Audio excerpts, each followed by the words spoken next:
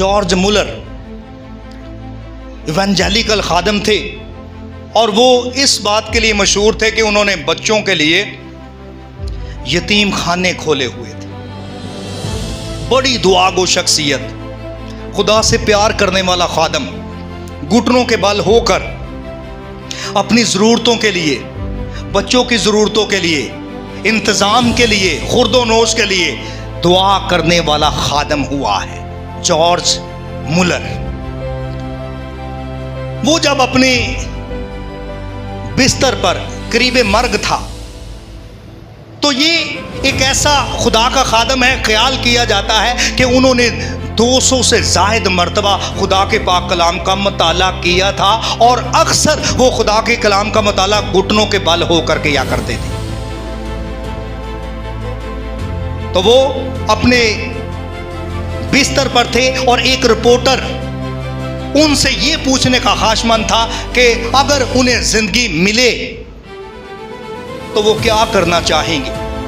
उसी मौके पे वो घुटनों के बल हो गया और उसने अपनी ख्वाहिश का इजहार किया कि अगर मेरे लिए ऐसा मुमकिन हो तो मैं मज़ीद खुदा के पाक कलाम को पढ़ने का ख्वाहिशमंद हूँ, क्योंकि मैं मसीह की फजीलत के बारे में बहुत कम जानता हूँ। ये बात हैरान कुन है कि 200 से ज़ायद मर्तबा उसने बाइबल मुकद्दस का मुताला किया हुआ है, लेकिन अभी भी उसके अंदर ये भूख है, ये प्यास है कि मैं खुदा के पाक कलाम को पढ़ूं, उसको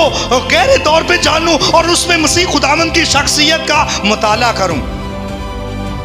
क्योंकि मैं उसके बारे में बहुत कम जानता हूं। हम में से बहुत ज़्यादा ऐसे लोग हैं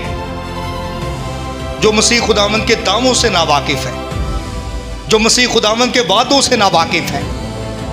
जो मसीह खुदावंद के नामों से नावाकिफ हैं, जो उसके इख्तियार से नावाकिफ हैं, जो उसके कामों से नावाकिफ हैं,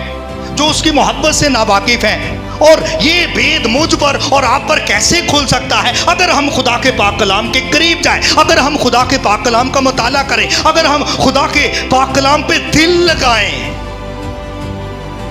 और उसमें जो वादों का खजाना है उसकी तलाश करें,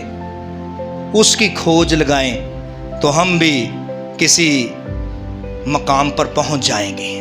लेकिन मैं ये बात अफसोस के साथ करने लगा,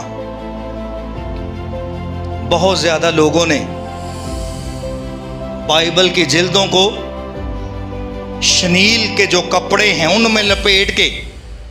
छड़पतियों के ऊपर रख दिया है, शेल्फों के ऊपर रख दिया है, और वो ये समझते हैं कि इसके रखने की वजह से सिर्फ बरकत है, लेकिन वो उसे छूते नहीं है, वो उसे खोलते नहीं है, वो उसका मुताला नहीं करते।